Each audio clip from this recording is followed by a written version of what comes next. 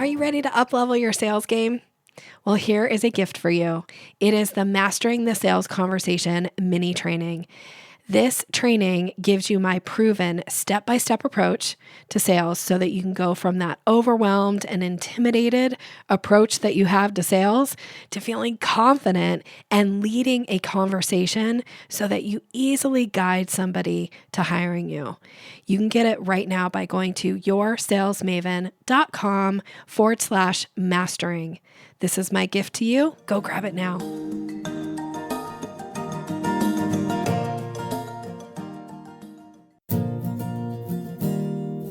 Do sales conversations make you feel awkward or pushy? It's time to ditch the outdated salesy strategies. Your guide, Nikki will show you how to combine kindness with selling skills to meet your prospects where they are, and in the process, how to uplevel your influence and income. Learn how to earn business easily and effortlessly. Here's Nikki. Welcome, and thank you for listening to the Sales Maven Show. I'm your host, Nikki Roush. I'm your own personal sales maven, here to offer you tips and strategies and techniques to master your sales conversation. Today, we're going to be talking about how to set boundaries in sales conversations, how to redirect and refocus potential clients, especially in those instances where there is a potential crossing of boundaries due to a friendship. So that's what we're going to be talking about today. And I want to thank you for being here, and let's dive in. So this particular episode is going to have a few different language suggestions in here to give you some different ways to say things. Now, of course, when I give you a language suggestion, it doesn't mean that that's the only way. It's just to spur the idea for you of what would feel natural and authentic for you to say, so you can come up with your own version. Of course, if you like the language suggestion that I give, by all means, take it. It's yours. Please utilize it in your conversations. And sometimes you think, well, Nikki, I don't talk like that. And that's okay. Sometimes it's nice to just have a framework to start from, so then you can tweak from there. So that is the objective in giving you so many different ways to say some of the things that I'm going to say today in this particular episode. So I want to start by making sure that you always understand kind of what the objective is. So this comes from my background in neurolinguistic programming, where we always learned everything always went back to what was the outcome? What was the ultimate goal? Right? And so when you find yourself in these situations where boundaries need to be set because maybe they're being crossed, and or you feel like we're spending all this time focusing on the friendly conversation, the personal stuff, and we're never really getting into the heart of the matter. So therefore, how can I really make an impact or help this person achieve what it is that they're saying they want to achieve, because we're never actually doing any of the work. All right. So it's like, what's the outcome? What's the ultimate outcome that you're looking to do here? And then this other kind of piece that can come up is it can be easy, especially if you're somebody who's a coach, or if you've been doing what you've done for a very long time, and I'm assuming that's the case for you. You're an expert. Sometimes it can feel easy to just give advice, even to a friend, on something, and then later realize that they didn't really take your advice.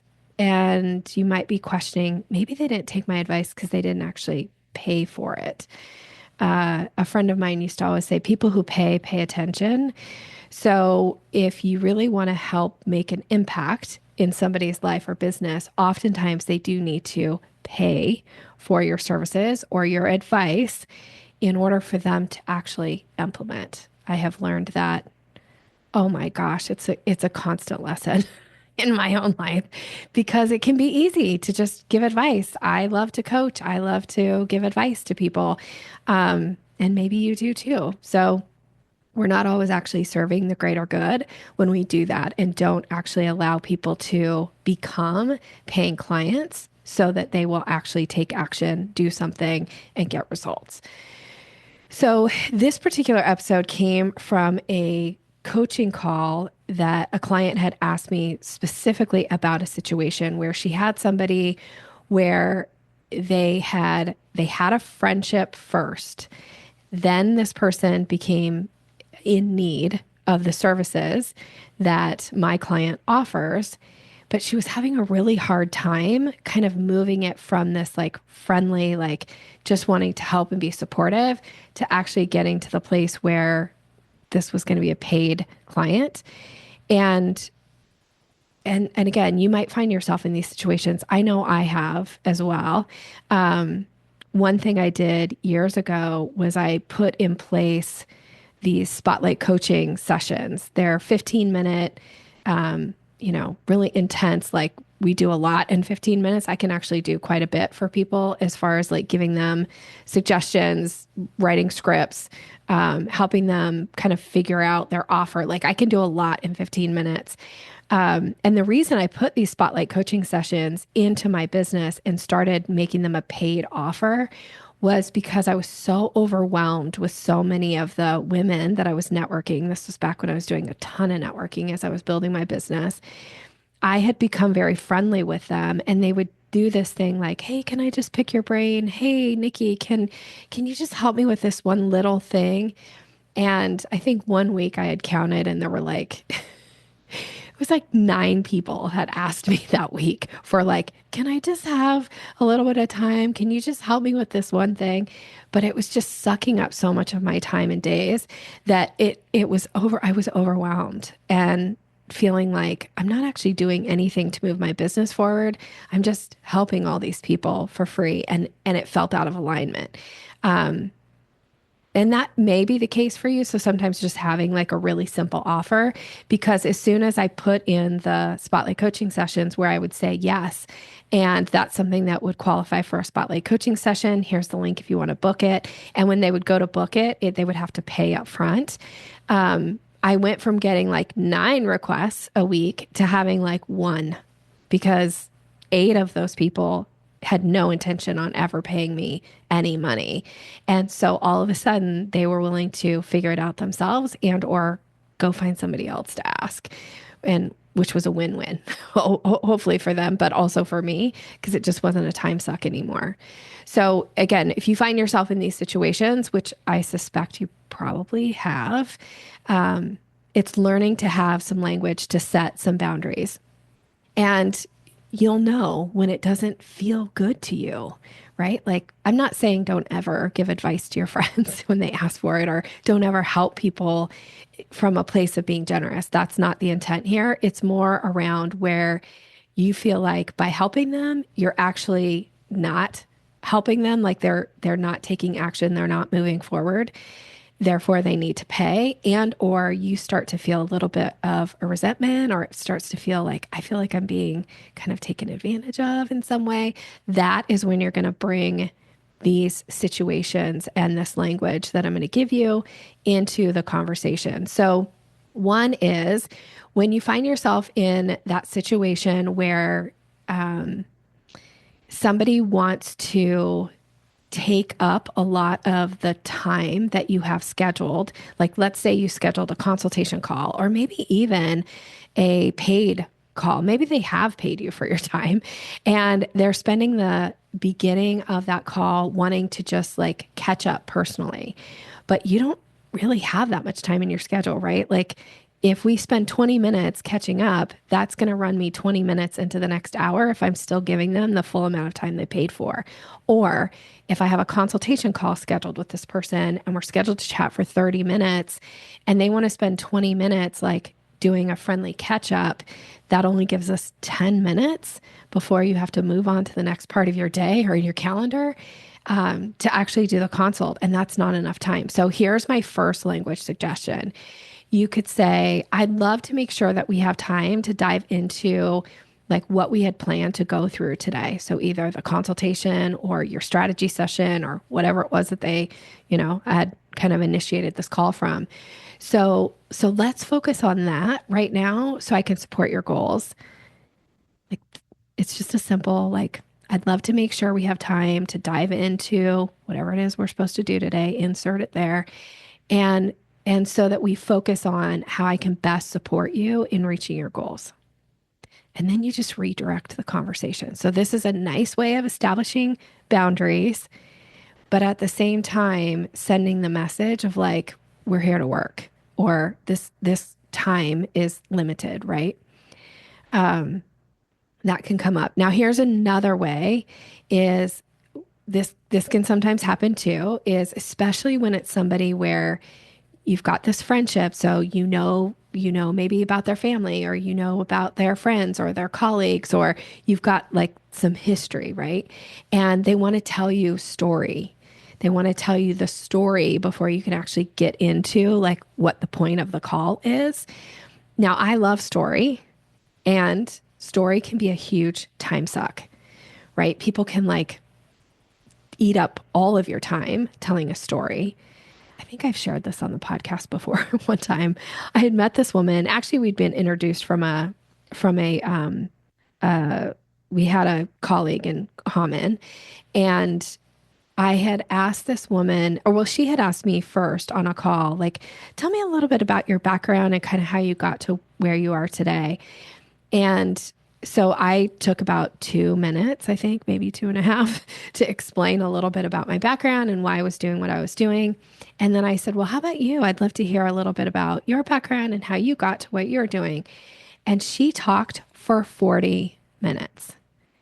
Now, normally I would have interrupted, but I found myself in this situation of like, this is going to make for a great story. And I've used this story many, many times in many different ways in my business. So I just let her go. But she started not from like, she started from her very first job, right? And then she went through every single job she had had. And so it took her 40 minutes to answer that one question. Well, guess what? Like then our time was just about up of what time we had to scheduled to like chat and talk and like and there was an opportunity actually for her to earn my business. That was kind of the reason for setting up the call, but we never got there. And honestly, after she talked for 40 minutes, like at first I was engaging in the conversation. I was like, oh, okay. Yeah. Oh, interesting. And then pretty soon I was like, like sending the signal of like, maybe you want to wrap it up. And then pretty soon I just stopped responding and she just kept talking. Like I wasn't giving her any feedback at all. And she just kept talking. So be careful about story. It can be a huge time suck. So here's what you might say in those moments. You might say, that sounds like a really interesting story, but let's shift gears because we do have a limited amount of time today and talk about how we might work together to reach the goals or reach the goal that we had talked about, or reach the goal you had set for yourself, or reach the goal you had shared on your intake form, right? Like you can change this language up, but like that sounds like a really interesting story. And due to our limited time, let's shift gears and talk about how we can, reach our goals, work together, whatever that is. And then that just kind of sends the message of like, okay, we're moving on from there.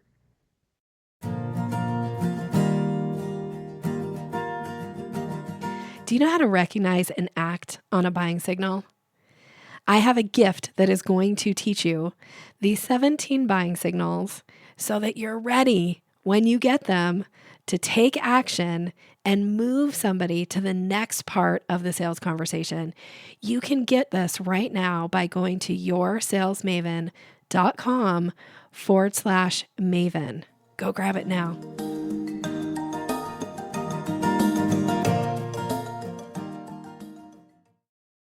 The other thing that can happen, here's another situation, is you get on a consultation call with somebody. Now, this is why I recommend having a pre-frame at the start of a consult call. This is so crucial, this pre-frame of like setting the stage of like what's going to happen. But I understand, like when you get on calls with somebody for the very first time, you might not just launch right into the pre-frame. You might spend a minute or two, maybe 3, connecting. But that connection time can turn into 20 minutes, 30 minutes, an hour and a half, and you haven't even gotten to that place. So here's some language when you find yourself in that situation. You might say, it's been so fun getting to learn a little bit about you. Now let's jump into the details of what we would plan to talk about today, or let's jump into, or let's shift gears and talk about XYZ. So what I'm doing here is I'm really saying like, I'm being respectful. Like I get where we were and it's time to transition. So this, again, it's about creating boundaries in those situations. And you might find yourself like, again, it can be difficult. I'm going to pull this back because the example I just gave you is more if maybe you don't know that person. But if you do know that person, you might change that language a little bit and you might say something like, it's been really fun to catch up and hear a little bit about what's going on. And I know there's so much more. And again, because we have limited time together today, I want to make sure that we get to the purpose of our call. So you just like, okay, so I've acknowledged that we've done that part and now we're shifting gears. So this is about you guiding the conversation, because in sales, that is your job, is to be the guide, because people will go on and on and on if you let them. And then here's another one, for when you have a call with somebody, again, that you have a personal relationship with. And the purpose of the call is to talk about doing business together. But maybe it's gone a little bit more on the personal side and it's time to really shift gears.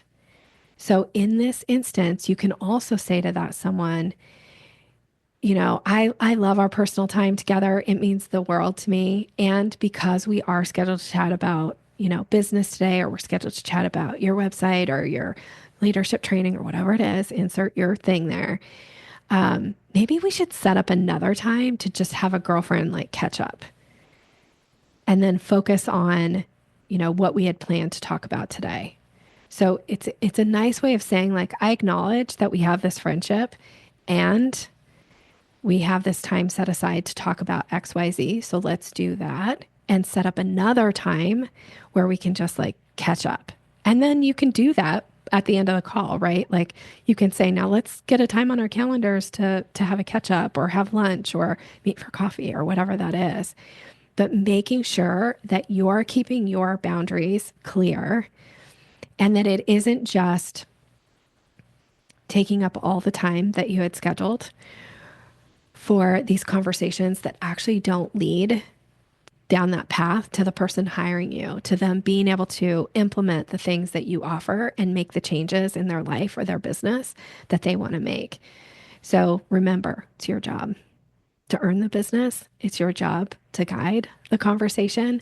And the more you take action in this and do it in a really kind way. So when I say kind, your voice would depict that, your facial expressions, you might soften a little bit when you say some of the things that I'm saying, and just be patient and let the person transition. And if they feel weird about it, this is a great time, if they act weird about it, to bring in, I know I've talked about this before on the podcast. I talk about it a lot in different trainings about having selective amnesia. It's like acting as if like we're fine. We just move on with the conversation. It doesn't have to be awkward or weird. You just extend yourself, you show your friendly, kind demeanor, and you move on with the conversation and you direct it to the way in the place that it's supposed to be. It shows your professionalism to be able to do that and to send the message of like, there is a separation between friendship and the business side of it. And sometimes we need to focus on the business in order for this person to get the results that they want, right? It's you delivering, you and standing in your integrity and delivering on what it is they're paying you for and or saying that they want your support with. All right, so I hope you find this a little helpful and gave you some ideas of some ways for you to set some boundaries with some language, do it in a kind way, and keep yourself on track, keep your schedule on track, keep moving forward in the direction that is going to increase your business so that you can make a bigger impact in the world. Thank you so much for being here, for listening to the podcast, for sharing the podcast. If you liked something about this episode, please give it a shout out.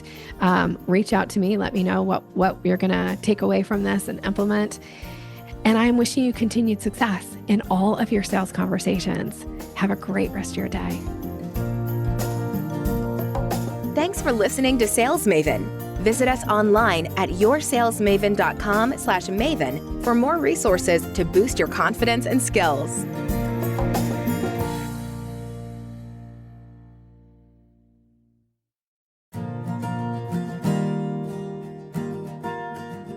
Are you ready to increase your confidence in your sales conversations? I have a gift for you that is going to show you exactly how to do that.